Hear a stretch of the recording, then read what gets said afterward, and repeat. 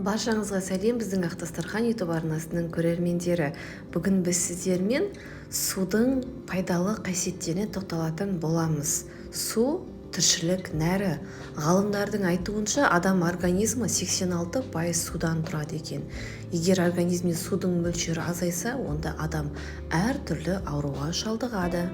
Адам организмі бір тәулікте шамамен 1,5-2 литр су жоғалтады. Сондықтан адам күніне сонша ішіп отыруы қажет.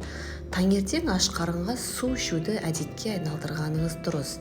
Мидан бастап асқазанға дейін денедегі бүкіл мүшелердің су қажеттілігі бар.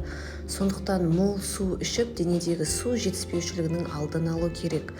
Кофеинсіз кофе, шай немесе шекерсіз табиғи сусындар, сумен араласқан жеміс шырындары және басым бөлігі судан тұратын қарбыз сияқты өнімдерде құрамында карбонигидрат немесе тұз мөлшері көп болса, су орнына өтеді.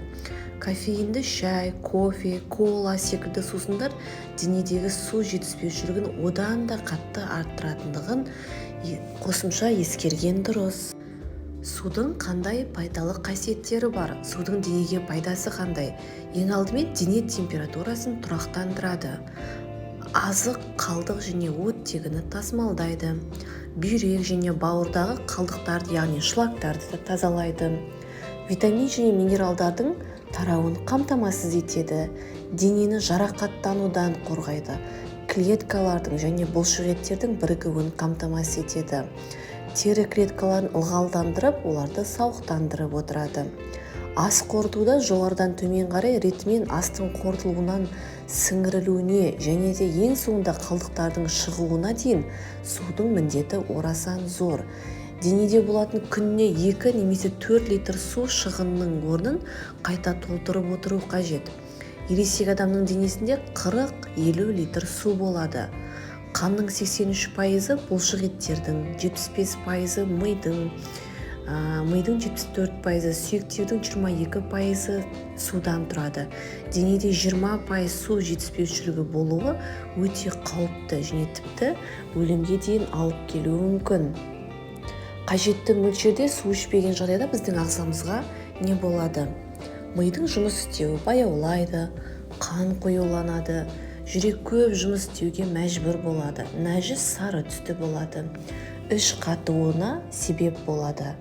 Сонымен қатар бас ауруы, бас айналуы, шаршағыштық, әлсіздік және тәбеттің болмауы да су мөлшерінің жетіспеушілігінен болады. Биік жерлерде ауа ыстық және нәмді болса, грипп немесе температура болған кезде тұтынатын су мөлшері көбірек болу керек. Денсаулықты қалпына келтіретін тағы бір қарапайым әдіс аш қарынға бал қосылған жылы су ішу. Бал қосылған су немесе пайдалы және оны қалай дұрыс ішу керек. Бал қосылған жылы су ең әуелі организмде табиғи процесті жандандырып, асқазанның жұмысын белсенді етеді.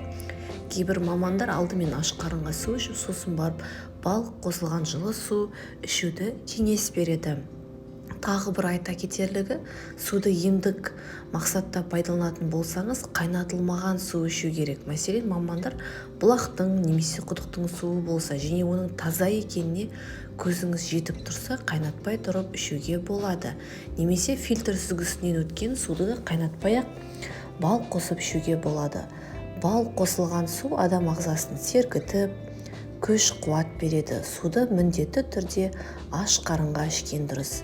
Лимон қосылған жылы судың да пайдасы орасан зор, яғни құрамында аскорбин кислотасының болуында. Нәтижесінде мұндай сусын ағзаның иммундық жүйесін нығайтады. Сонымен қатар лимон қосылған су қан құрамындағы қантты азайтып, адамды сергітеді. Және сондай-ақ организмге қуат береді. Суды тамаққа дейін ішу. Қарныңыз ашқанын сезгенде алдымен 1 стакан су ішіп алыңыз. Бұл ас қорытуға да жақсы, сонымен қатар ашығу сезімін басады. Яғни сіз тамақты аз жеп, аз калория жинайтын боласыз. Бұл артық салмақтың алдын алады және жылы су ішкеніңіз дұрыс. Судың температурасы кемінде 36 градусты құрап тұру керек. Сонда бұл сіздің денеңізге жайлылық сезімін тудырады, яғни денеңізге су жақсы сіңіп, сіз энергияңызды жақсы дұрысталып шығатын болады. Қатты тамақпен бірге су ішпеңіз, бұл астың қорытылуына кедергі келтіреді және физикалық жүктеме кезінде көп су ішкен дұрыс. Себебі біз физикалық жаттығу жасаған кезде ағзадан көп суды шығарамыз. Соның орнын толтыру үшін міндетті түрде көп су ішкен дұрыс. Міне достар, біздер су туралы керемет ақпараттарды білдік. Міндетті түрде суды өз мөлшерінде ішіп жүруді ұмытпаңыздар.